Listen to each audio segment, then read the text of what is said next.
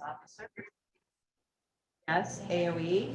This is going to happen several times. If you've already not been in one of these sessions with the owls, because the internet goes in and out, every time it goes out and it comes back in, it's going to tell you there's a recording in progress. Just ignore it and we'll be good. So I will introduce our, I guess you're the ceremonial host. Yeah, I'll do all that for you. You'll say something that'll embarrass me. Grant Gould. So let's give Grant a hand.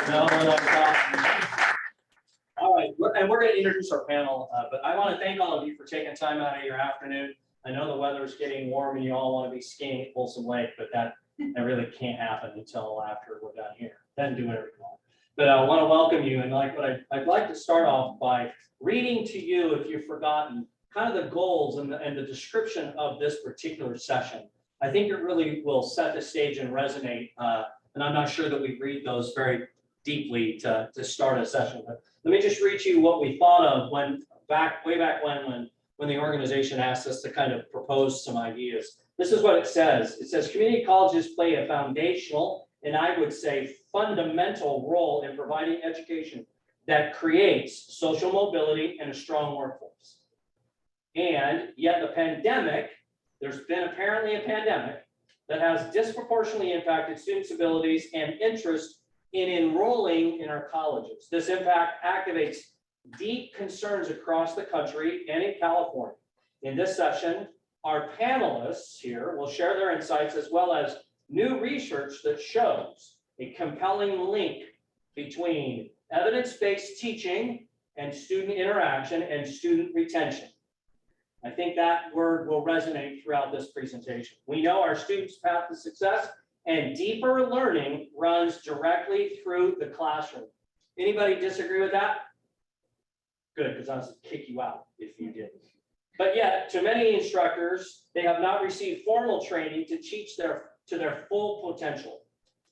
Faculty who are equipped with evidence-based teaching practices increase retention, measurably improve student outcomes, and close equity gaps. And that's really the essence of why we're here today, is to talk about those things, hear from our panelists. We'll go from there. But we're going to start off this particular session by having our panelists introduce themselves. Harriet, since you've already done a bit of that, why don't you start by introducing yourself to our group? Oh, sure. I'm Harriet Happel. I am the Dean of Career Education, Integrative Learning, and the Employment Center at College of the Canyons. I also am one of the CTE deans in the South Central Coast region, where we've done a regional project collaborating with the other colleges across the region to do AQ cohorts for training. And we had over 120 faculty in that regional collaboration that went through AQ. So we have had very positive and successful results. Thank you. All right, Caleb. Good afternoon, everybody. My name is Caleb Fowler, and I'm a professor of computer information science at Folsom Lake College. And the reason why I'm up here sitting on this panel is because I was originally part of the cohort, I don't know, 5 years ago, when it was a pilot project with the state. And I loved it then. It was exactly what I needed. I wished I had it when I started teaching 30 years ago. Different story though. And since that time, we integrated this with our department, and our department actually went from back in the pack to number 4 in the state in terms of transfers, 4-year transfers. And I wouldn't say that AQ was the reason why, but it was a constellation of things that contributed to that kind of performance. And so I'm glad to be with you all today. Thank you, Caleb. An unknown fact, he said he's been teaching 30 years. He started at 12 teaching in the community college. That's how he got to the 30-year. Regina. Hi, I'm Regina Blasberg. I'm the department chair for the Engineering Technologies Department at College of the Canyons. And I have a unique role at the college in terms of our partnership with AQ. I was the faculty facilitator for the cohort that Harriet mentioned that we did with the region. And I also facilitate the classes for our college that we are now doing solely at our institution.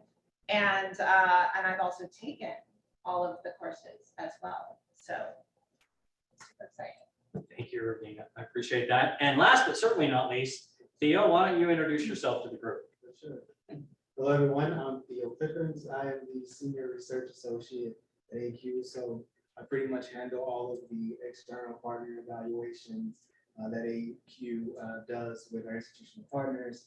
I've been with AQ for about a year and a half now. So looking forward to sharing some of our most recent clients with you all as they get to share some of their experiences going through AQ. Thanks, Theo. Appreciate that. All right, let's warm our brains up just a little bit. I think I actually have a slide for warming your brain. There we go. All right, here are the two questions I want you to think about. Then we're gonna pick on you. Okay? It's not one of those touchy-feely places. I'm just gonna flat out call on you. And you're gonna have to share your brain. By the way, I don't know if you know this, but if you answer correctly, which is pretty hard not to, I'm gonna give you some swag. Okay, it's not edible. All right, you see these two questions? Let's go around the room and basically who wants to not be picked on can just raise their hand and answer. Ooh, good. See, you're like, ooh, I don't know what that means. Go ahead. Introduce yourself and why don't you tell us where you're from? I am happy to. Grant, you and I have spoken on the phone. I'm sorry. No, that's okay. Dana Oxford, we've never met. That's why I'm introducing myself. Dana Oxford, Dean of Health and Human Services and Ag, Food and Natural Resources at Summit River College. Excellent. Do I, And now the question. okay. Do I take both or just one or pick one? Pick one of the issues that you're seeing on the campus. Okay. The first one, of course, there's most pressing right now as a manager, enrollment and retention. That was two, but I slid that one in. Have I paid you any money before we started this? We will keep that quiet. Okay. but- I appreciate that. Excellent. All right, others. Again, thank you, ma'am. Go ahead. Becky Shasta College Director, and not on the faculty side, but I think pressing challenge with our campus, in addition to what's already been mentioned, is staffing.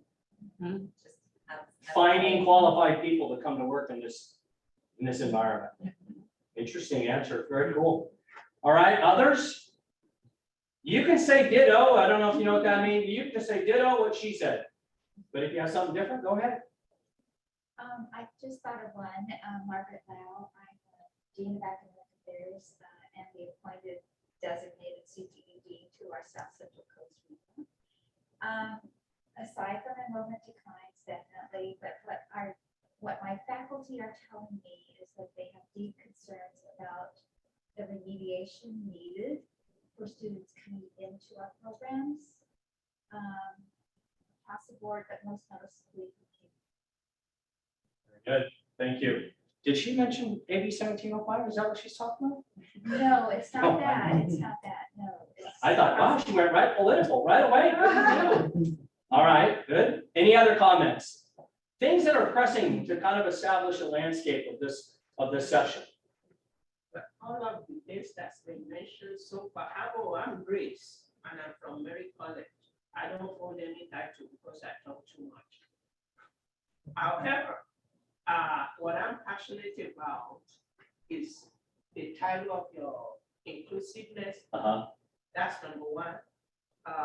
The retention and completion of brown and black Okay. students. Yeah. And on top of that, we used to have a high population of students when we're getting grants.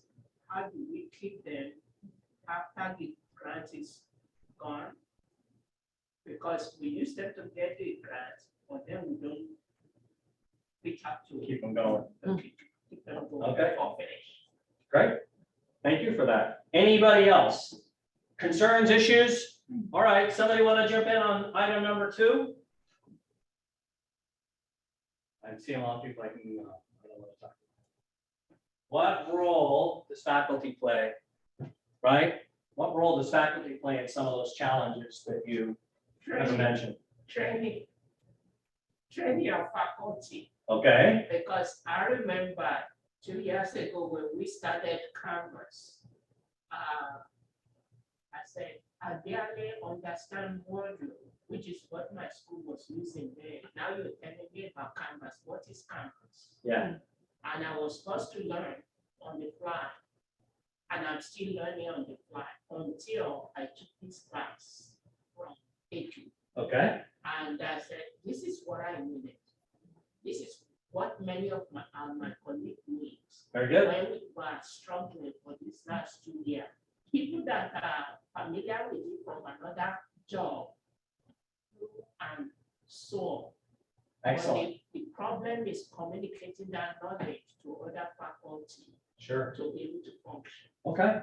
Anybody else on what role faculty play and some of the issues that you've described as challenges on your campus? How many of you- How many of your faculty? I was just gonna, I see, I know. it's like my wife. How many of you play the role of faculty member on your campuses? Just by, okay, a couple of you. Okay. So what's your impressions, sir? What role they play? Hi, everyone. My name is Alexis Durant. I teach at Southwestern College. I teach in the film and TV production program. And there's so many things I would want to talk about, but one of the biggest roles that I play is just several nourishment and keeping them engaged. And Okay. thankfully, our program has a lot of equipment and a really great staff. So we keep them very, very engaged with the latest technology, and students love being hands-on. At this point, I really have 24 students with 24 cameras. I don't have to pair up people. Mhm. I don't have to put 6 people with one camera. They each have their own camera, tripod, microphone. So I think we're very grateful, very blessed in that sense. But my Okay. biggest challenge would be just to kind of keep them engaged, retention, making sure they complete their courses, their associate certificates, and if they desire to transfer for various reasons, to make sure I can nurture and just foster that transition. So I heard engagement Engagement, yeah. and retention. Yeah. Keep those words in your brain throughout this whole presentation. Okay? How about you guys, panelists? What are some of the issues that you think are challenging on your campus, and then what role faculty play? Any of you? Well, I'm with Grace. I mean, I'm right there with you. I think that's the key. It's the equity piece. It is retention, and the issue that faculty, I think, face with that is a sense of powerlessness, in the sense that, I teach class.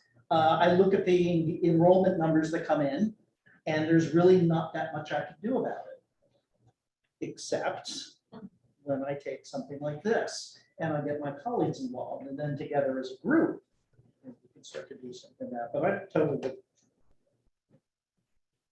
Dan, you have any comments relative to that? What are some of the challenges you're facing on your campus, and what role faculty play?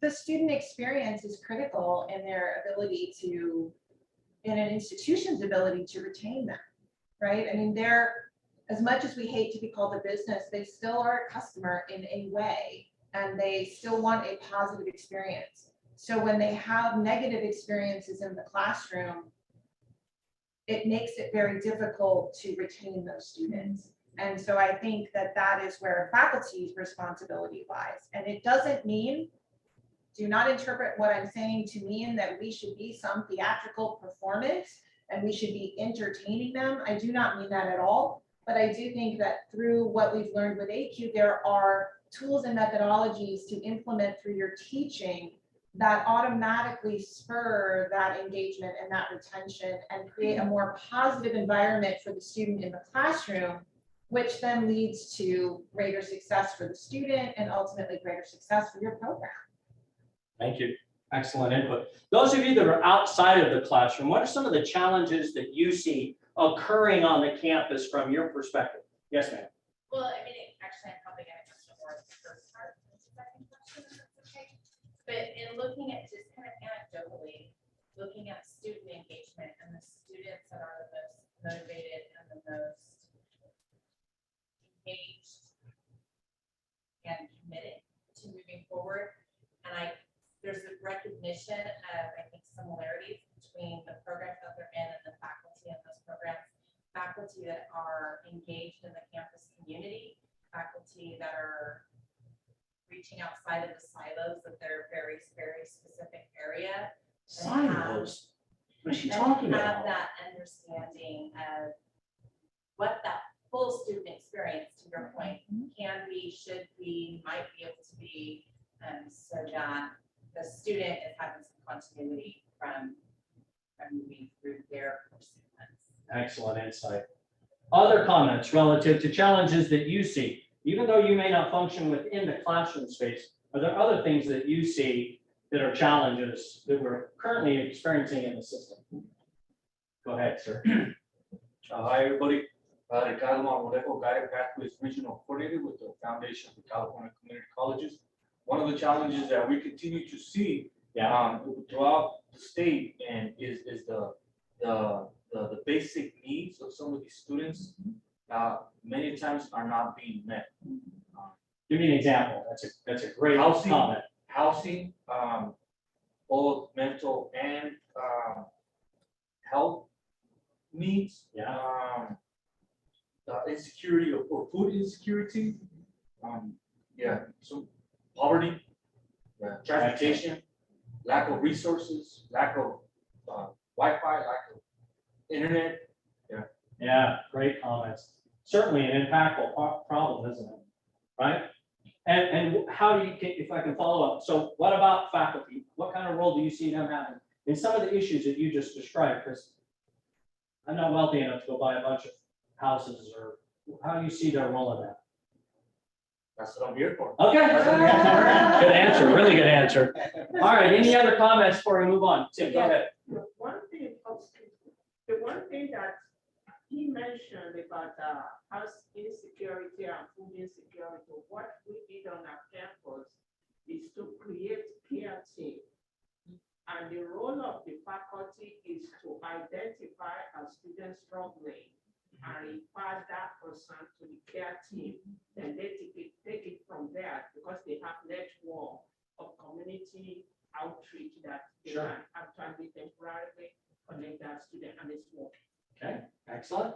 Tim, I saw your hand went up. Well, just from our session this morning, that some of you were at, we talked about issues around the Great Resignation, but a real through line seemed to be this mental health thing. But really, not just for students. Yeah. For everybody. Yeah, I agree. And so I hypothesize that a role of faculty might be support for everyone to better understand some of those basics and just help their each other. Excellent comment. Sir. Yeah, I think she mentioned something great, which is that involvement, that participation in the faculties, with faculty and the participation in the students' needs, being able to recognize and being able to maybe refer this student to specific programs within campus, but having the ability to create that relationship, that community with the students in order to be able to recognize some of these needs are not being met, and being able to acknowledge or to know where to send the student so that they can actually do better in the class. Excellent.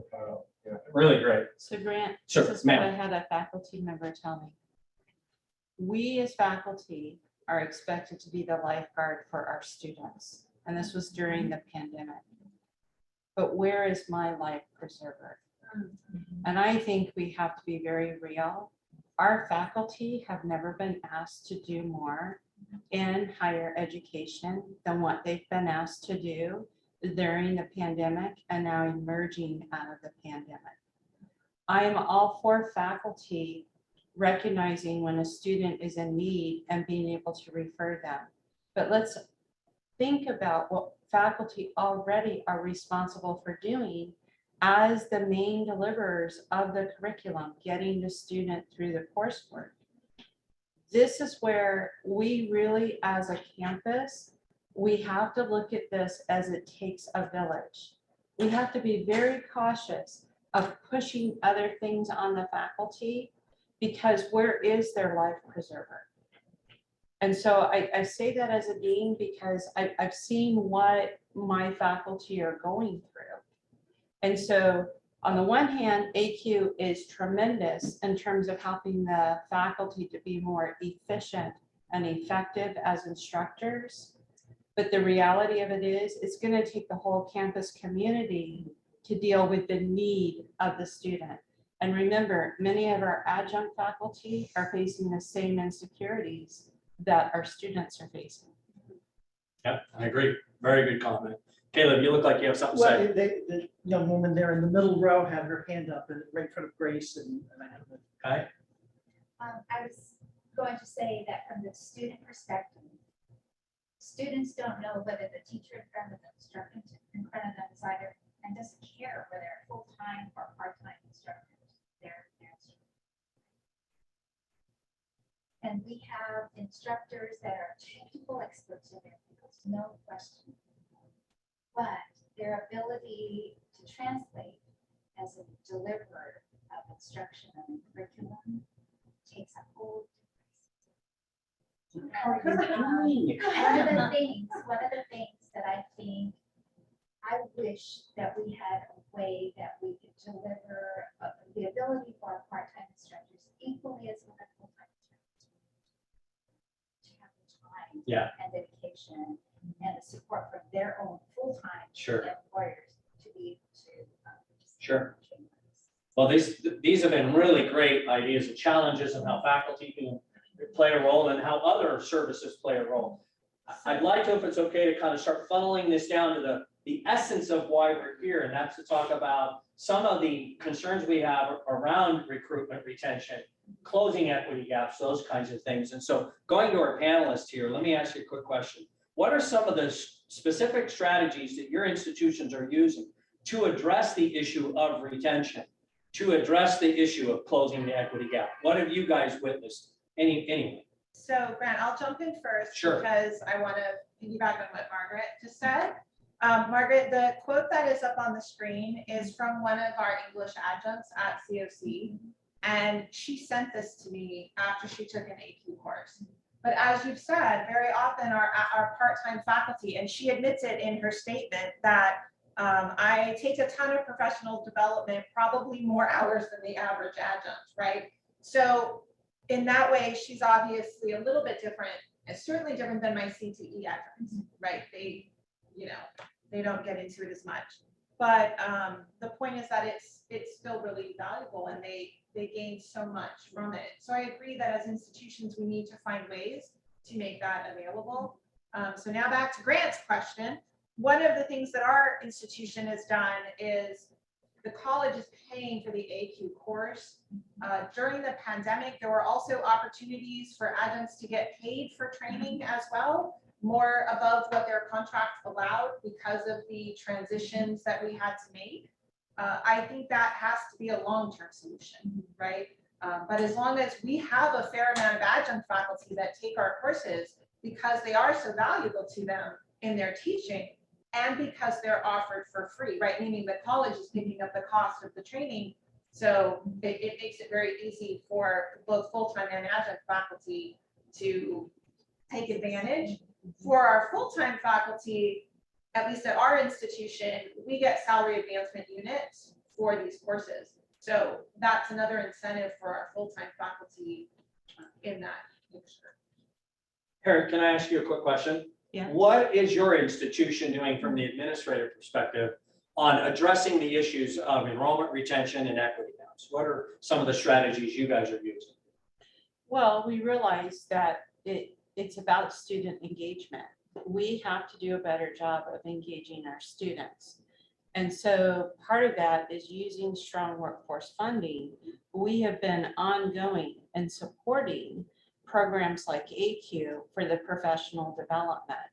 We recently had our accreditation visit, and of course, in the standard is standard 2. I want to say it's 15. Can't remember all that. Anyway, we're responsible. What do we do? What kind of investments are we making for professional development with our faculty? And I was able to explain on the site visit via Zoom that we've invested quite a bit in the AQ training, and we've seen tremendous results. And one of the particulars of accreditation is how you're documenting the feedback you get from the faculty. So you can show that there has been continuous improvement. There's a result from this investment in professional development. And we get the report back, and we were amazed, first of all, the success and retention, almost 100% for the faculty who participated. But what was even more just kind of blew me out of the water is that over 73% of the faculty doing the training had already begun implementing the best practices while they were still doing the training in their coursework. So I had institutional research go back and look at the success and retention rates in those sections that those faculty were teaching. Guess what? Their success and retention rates had also increased. So that was outstanding. It also got us an accommodation for accreditation. In other words, I realized fully my return on investment. I think that's a really key thing to think about too, when we talk about accreditation. If you can get an accommodation that comes out of the report, that you are engaging your students at a higher level, you're retaining them. So I think we established today that we've got some issues and concerns on our campuses right now about enrollment, retention, and closing equity gaps. Again, I want to help us focus this down to, okay, so different colleges are doing different things. That's all fine, right? We want them to be addressing these challenges. But there are specific ways that we can go about, that we have science behind, that says if you do this, the science proves that it's helpful. Caleb, closing ideas about what some of the strategies that Folsom Lake's doing to close these challenges? Sure. I mean, I'm going to build on what Margaret was saying, because I think you raised a really fundamental point that we don't talk about very much as faculty. And that is, you know, in the final analysis, our job is to deliver value to our students, okay? And most of us, not all of us, but most of us, where did we learn how to do that? We learned from the people who taught us. Now, are the people like me, the students in my classroom nowadays? No, not in your wildest dreams, you know? And so why would we expect these techniques that we kind of absorbed to be effective in the classroom that we're in today? And I would say, what are we doing, Grant? What Folsom Lake College is doing, what the faculty is doing, is we are part of a growing awareness of these issues that, hey, equity is important. Retention is important. Enrollment is important, and they're not silos. They're all intertwined and interconnected together. And I imagine throughout the rest of this talk, we'll talk about specific techniques, but one of the things that I learned from AQ that never appeared anywhere was how to do culture change. Because that's really the kind of thing that you need in order to drive these long-term changes. You need to change the way that people think about how we're doing our job. Thanks, Caleb. That's really awesome. You have, Carter, did you have a question? Yeah, I really appreciate your comment. And that's a conversation that when I was at in a prior role, that we had a conversation with professors, with faculty, and we were telling them that we need to change a little bit the way that we're delivering our curriculum, and we had to tell them that we're not saying you're a bad teacher, we're not saying you're a bad actor. Guess what? The audience has changed. The audience has changed, and these old ways of teaching, although very, very effective in the past, guess what, homie? They're not working no more. Ricardo, you know who's turned? Socrates, I think, just turned over in his grave, right? That's a great comment. Thank you for that. That's really key. I just want to, Regina talked about the testimonial from a faculty member on the left. Let me just point something out. Anytime I have a faculty member who says, this PD is actually having a real impact, that's pretty juicy in my mind, because it's saying, listen, I've gone through a lot of PD, it's done nothing for my students, but these are folks that are saying, this stuff really works and it's good. And so we've really kind of looked at all the challenges, and we've talked a little bit about these issues of enrollment and retention. I want to focus on those right now as we introduce kind of the star of the panel, and that's Theo Pippins, the Senior Research Associate, because he's going to share with you very briefly some game-changing findings. Now remember, these aren't fads. We're talking about science-driven techniques that AQ resonates to, and then utilizes in all of the different offerings. But what's really a game changer, I think, for us right this moment, because you said it was a big challenge on your campuses, is it's a lot easier to retain a student than find a new one.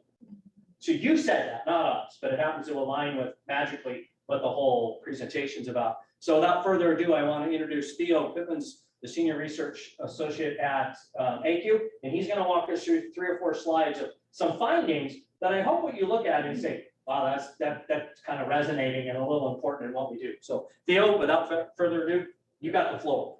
Definitely. Next slide. Yeah, I'm going to give you this too.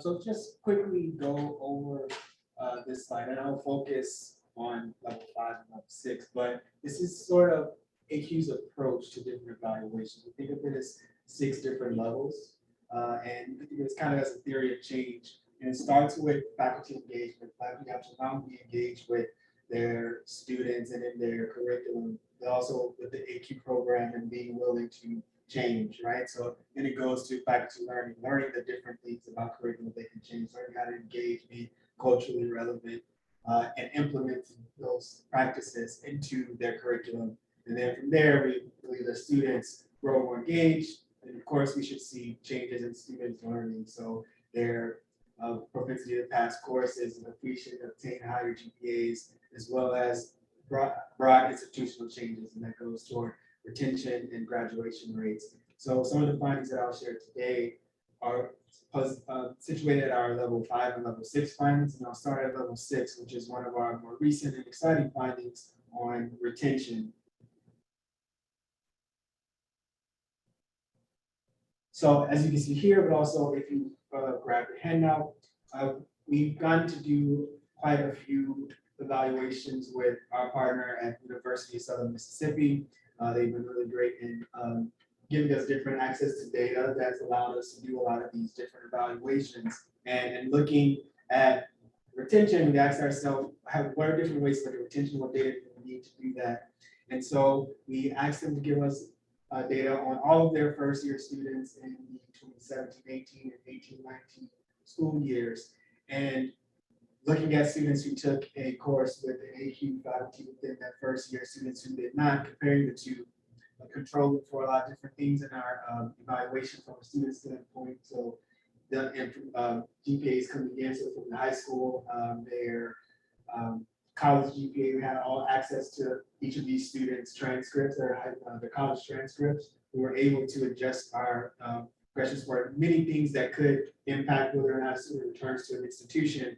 And we found there to be a 3.7 percentage point difference in the likelihood of returning to campus in that sophomore year. So for students that did not take a course with an AQ instructor within the first year, their probability of returning was about 67.3, and then with 3.7 percentage point increase, we saw students who had taken at least one course with an AQ trained faculty, their probability of returning was 71%. And so in this study alone, that translates to about 80 additional students across those 2 cohorts or 2 school years that returned that we would not have otherwise anticipated returning. This was all with just 32 AQ faculty being trained in those 2 years. Theo, can I interrupt you for just a second? Does anybody have any information about any other interventions in our system that have happened in a decade that have that kind of number associated with it when it comes to retention? Because I'd love to hear it. If you know your institution implemented something and you tracked returning students after their first year, it'd be nice to hear it. Because my understanding is, and when I've looked at it, Theo, this is kind of new for the whole system of higher ed, that by having faculty given the tools that are provided through the AQ program, that this number is really unparalleled. Would that be a fair statement? That's a fair statement. Okay. Thank you. I have a question. Are these mostly in person or does delivery methodology play into this at all? Or is it just returning students? So this is returning students. When you ask if it's just in person, or you're asking in person students, or? Yeah, that's what I mean. So just the population of students, this is the number of everyone returning no matter how they're taking their classes? Yes. Okay. Yes. So one thing we are able to control for in our analysis is whether students were taking courses online or in person. And the tools that are with AQ they provide tools for all modalities. So For sure. right, so at my institution, I do in my department, a lot of high flex teaching. And so even that, it's been helpful, right? There are things you can take and apply from that. Keep going. And before going, sure we're including. Okay, a little bit, oh, there we go. And so before going to some more findings with a different partner on equity, just to share some other results that we found through a series of evaluations with our USM partnership. When looking at first year student just in gateway courses, we found strong achievement gains there, 6.4 percentage point increase in passing rates in these courses, 5.3 percentage point decrease in their DFW rates, which is particularly important for these first year gateway courses, whether or not students, and why we also believe that there's been such a large impact on retention, right? And then we found that there was a greater impact on DFW rates for Black students compared to white students who are being used as the baseline group in these particular analyses. And so I'll talk more about some equity with a different partnership in a second, but these first sets of impacts are occurring while faculty are going through the program. We've also seen sustained impacts. So in the year after faculty have completed, we see a sustained impact of 3 percentage point decrease in DFW rates and a slightly higher GPA for students of those faculty. And we can also make the argument that it's not just these particular faculty or something that they're doing about changing their grading culture. We know that students are actually learning and taking something from these faculty, because when we look at how these students perform in courses after they've taken courses with these faculty, it's still a difference between them and other students. So we see that students who took their gateway course with an AQ faculty compared to those that did not tend to have 3 percentage point lower DFW rates as well. So we have evidence that these are also sustained and they translate to that once students leave these particular faculty. Anybody got a D or an F in a class and wanted to go back? Okay, let's check. All right, and so we also have a number of results with our partnership with Broward College. So another two-year college instead of a 4-year like USM. And so in Broward, the results I'll share here are from 2 different cohorts of the faculty. One cohort that went through the program in the 2017-18 school year, another in the 2018-19. And for the 2017-18 cohorts, we found their students were 1.34 times more likely to complete their courses. And this is also after faculty have gone through the course. So indicative of a sustained improvement, 1.12 times more likely to pass their courses. And there are particularly greater impacts for Pell eligible students for that cohort of faculty, which I'll expand on in the next slide. For the 2018-19 cohorts of faculty who went through AQ, this takes place while they're going through. We're currently doing some analysis or finalizing some analysis on the year after to understand their sustained impact. But we found 1.11, their students were 1.11 times more likely to complete the courses, and 1.12 times more likely to pass their courses. And for this particular cohort of faculty, we're seeing that there are greater impacts on Black students.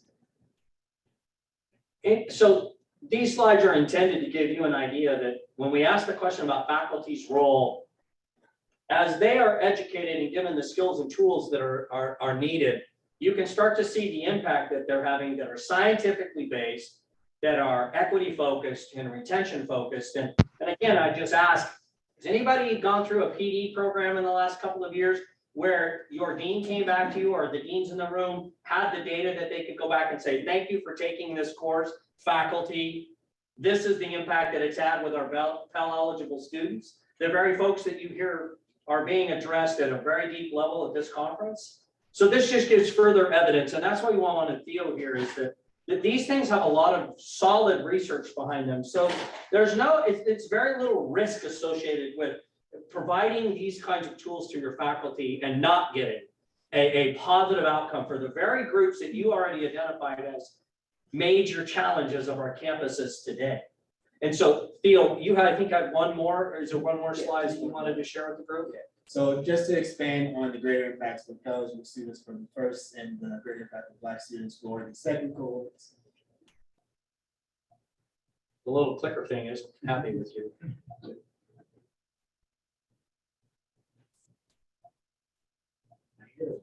I hear noise, but I don't see it. Chair.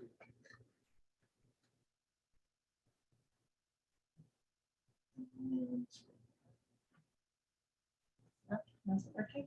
Is it working? So to the next. Yep. There we go. Did I go backwards or did I go? No, you did good. That's You did good. Okay. All right, so as I mentioned, there was a greater impact on Pell eligible students for the AQ cohorts of 2017-18 at Broward.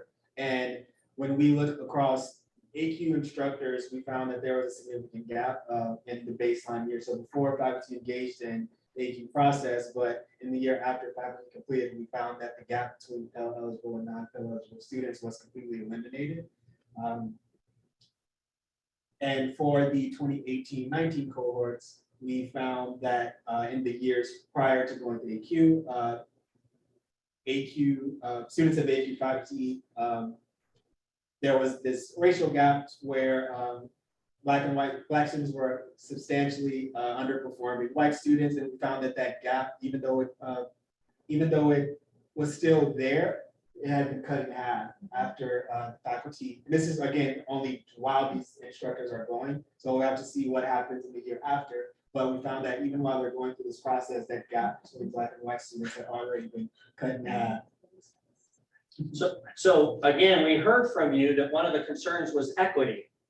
And you can see based on providing these tools to faculty in the classroom who have the greatest interaction with students across the board, that we see these pretty significant equity gap changes. And we've heard that throughout this conference, that is a major concern of our system. And here are some of those solutions that once implemented can have these kinds of results.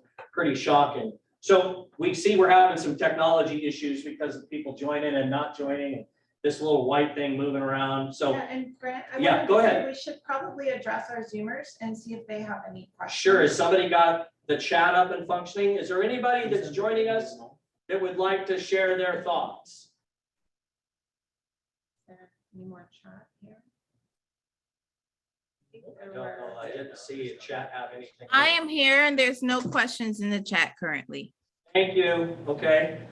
All right. Any questions about what Theo shared with us today and these data points, these game-changing data points for what we've all decided are major issues on our campus? Tim, go. Which kind of courses were they teaching? So there's a mixture. And I think maybe others can speak to how they recruit faculty, but at USM, it was a variety of courses. They are sometimes, different institutions will recruit specifically based on their needs, right? So it might be they have course-specific needs, or they may be targeting gateway courses, or maybe targeting a particular department. At USM, they reached across different departments. So theirs was, both schools actually were reflective of just different departments doing different courses. But what we do is to make sure it is, a balanced comparison. We have schools, when they send us data, to send us all the instructors of similar courses to AQ faculty participants, right? So we're seeing if it's, say, a math course, Math 101, we'll have an instructor who's going to the AQ course, as well as all the instructors who are not, who are also teaching Math 101. And actually, sorry. To the point of how you recruited the faculty, was this, did they self-selected? Was it, how did they find themselves in the industry? Yeah, so again, it'll go to different methods by different institutions. We, at least when doing the evaluation for USM, they kind of recruit across different instructors, and they started a little bit early, so the evaluation with them starts about 2015-ish. So for instance, like when we're looking at the retention findings, we're trying to find a cohort that's not so earlier on, so we can kind of have like this diverse set of instructors who contribute to the findings as opposed to it just kind of being a lot of self-selection of like, these are the instructors who are most eager or maybe have a higher propensity or for some reason for students to return, right? But different institutions take very different approaches. I'm not sure if you all are familiar with how you were recruited or your institution was. We're going to talk about that, Theo, in just a few minutes. But Tim, great question. So are there any other questions for Theo relative to the research piece? I would be, and I appreciate the information and the data, especially about the Black student success and retention and so forth. Did you look at the brown students, the Hispanic or any of the other groups?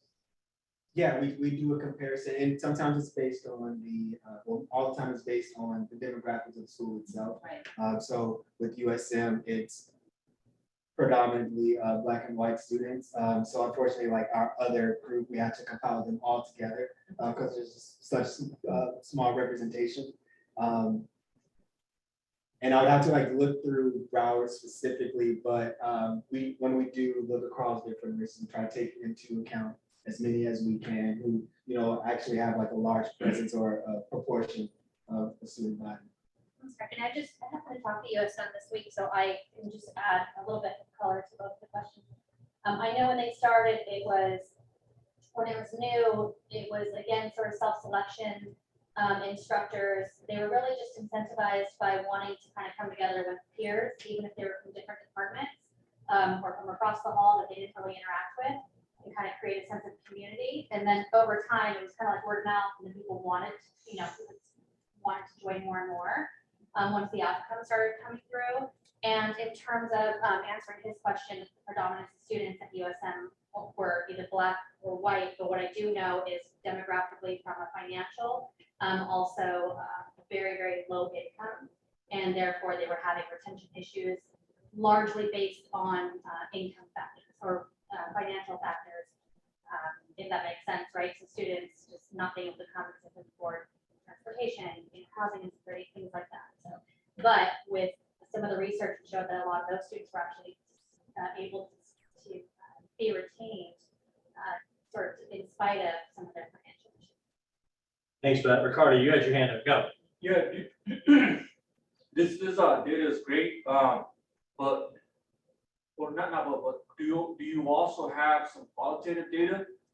Maybe, I don't know, a survey that you did with the students, maybe a survey that you did with the faculty to kind of help us put color in this picture that's being drawn by the data, to kind of pinpoint what was it that created this change. And of course, a student is not going to know any different because that was the first time with that instructor. But from the instructor's point of view, what was it about the course that I don't know that they feel was the determining factor to create this change? Ricardo, you asked an excellent question, an extremely good question that will be answered at the booth. Right out downstairs, if you want to come, we can show you so much survey data that will describe and answer some of the questions that you have, because we absolutely run a ton of surveys with our faculty while they're going through the process, so we can capture what's happening in that regard. So come down to the booth. We have some folks there that can go through with you and show you that and answer it in depth to really satisfy, I think, the questions you have. Here's what I'd like to do for the sake of time. I got about 10 minutes left. What I'd like to do is have each of the panelists give us some closing ideas, closing thoughts, and then we're going to turn it over to you folks for about a 5-minute Q&A. We want to really try to do our best at getting you to have some questions that may not appear on these slides, so on and so forth. So let's, Harriet, start with you. Final thoughts, ideas that you want to get across to the group. Well, I had faculty participate in this that were seasoned faculty. They've been teaching for more than 2 decades.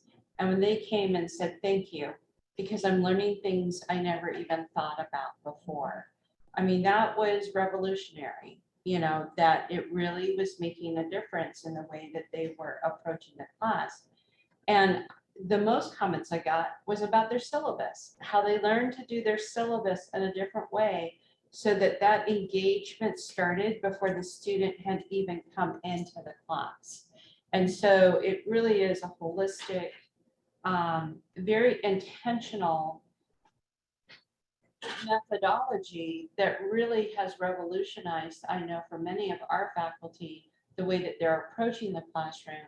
And I think for many of them, I think Regina would attest to this, it kind of gave them an infusion. It's like, oh, I've got more energy now because I'm being more efficient and I'm seeing the effectiveness of it. Excellent. Caleb? Yeah, I would agree with everything that Harriet said. I've heard the same kind of comments from my faculty as well. The only thing that I would add is that I see the faculty world kind of splitting into two pieces, and that there's one group that self-selects. You know, they do this, they almost intrinsically recognize the value of what they're doing. They don't know exactly what's going on, but they know there's got to be a better way. I love those people. I let them run. But there's the other group that comes at it from, well, can I do this at our, because we can do it better because we're faculty. Well, of course you can do it better. But what I would say to them is this really how you want to spend your time? You know, we've got this course here, yet it's not invented locally, but it delivers everything that you could ask for, and now we have data that supports that. So is it really a good use of your time to reinvent the wheel? Or would you be better off extending it or expanding it, which is really what we do as academics, right? We don't duplicate work. And so I would say if you get pushback, and I suspect you will, and I suspect you'll get it along those lines, it's one thing that you might want to ask your faculty is, you know, we have this, is there enough space out there in the PD world to do more than just this? Can you contribute to the conversation rather than replace it? And I think we all win when we say, yeah, we can. We actually can work in conjunction with that. Thank you, Caleb. I appreciate those comments. Regina, closing ideas, thoughts? I will just say that as a faculty, what resonated the most with me with the course, and with certainly I think a lot of my other fellow faculty, is the applicability of the information. It wasn't a theory. It wasn't, hey, in an online class, it's a really good idea to include discussion boards. Go ahead.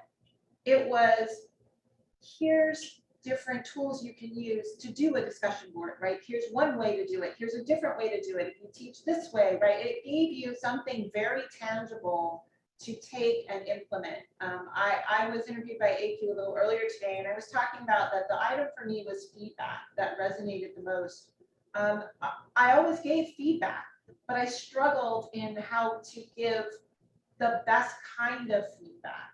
And I walked away from that module with like a 10-page document that gave me example after example of verbiage. Like, so if the student did really well, you can phrase it this way, or you could phrase it that way, or you could, and if they didn't do well, maybe you could phrase it this way so that it comes across in a positive vein. And so I knew already that feedback was a good idea, but I sometimes struggled with how best to articulate it. And here I had 10 pages of information that I could take and translate on the spot immediately and integrate into my courses and see an improvement from.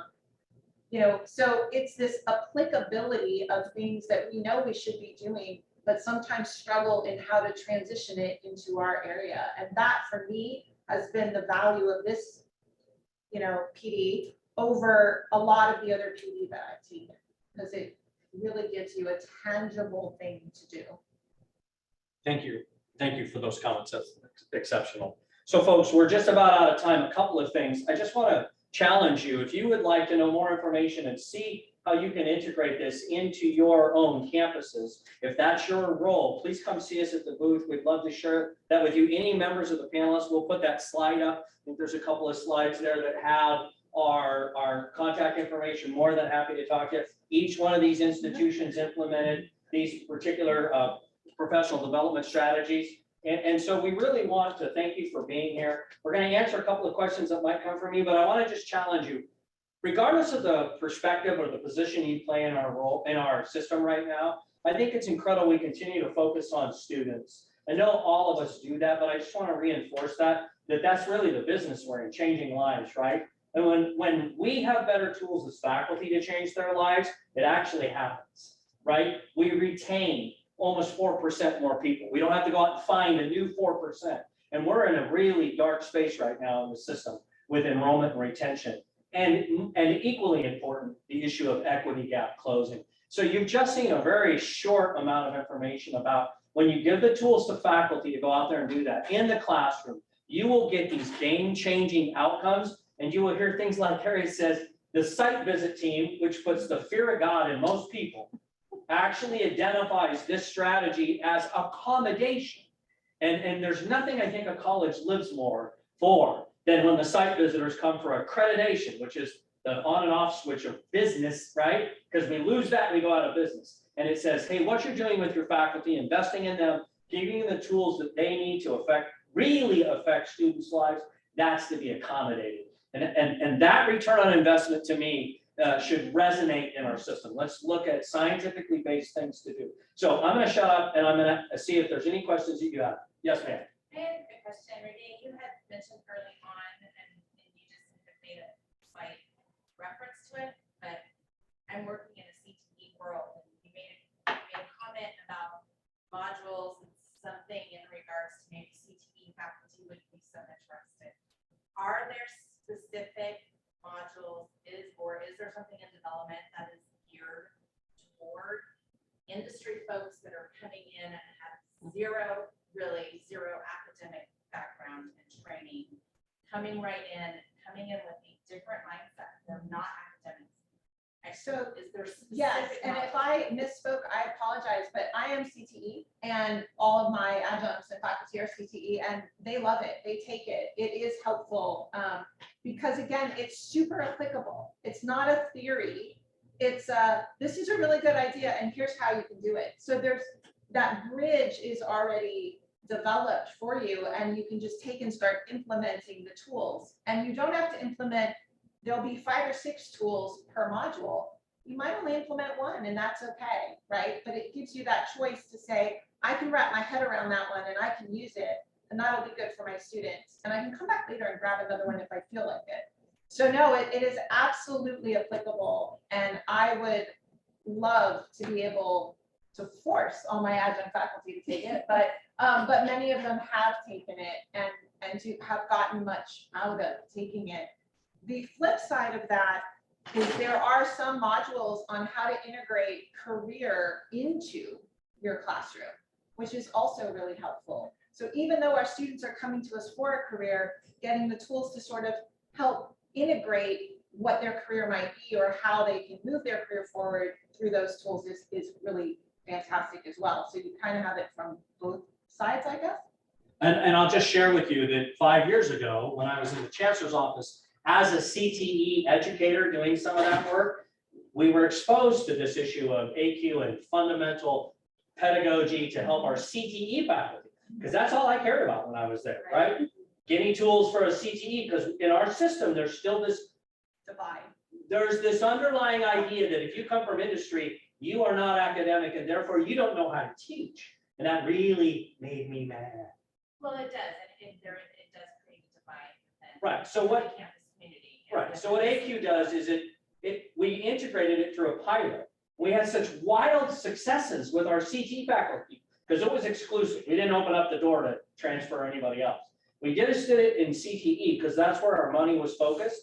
And the outcomes were so outstanding that we just continued to expand in the state. And eventually we got to a point where we opened it up to everybody else when a campus struggled to fill a cohort. But we started in CTE and we had such great feedback from people like Caleb and Regina that was like, we got to do more of this. And now we're trying to just continue that ball rolling forward, particularly as we address issues of retention and equity. And we see that these skills that faculty learn address those issues at unparalleled levels, frankly.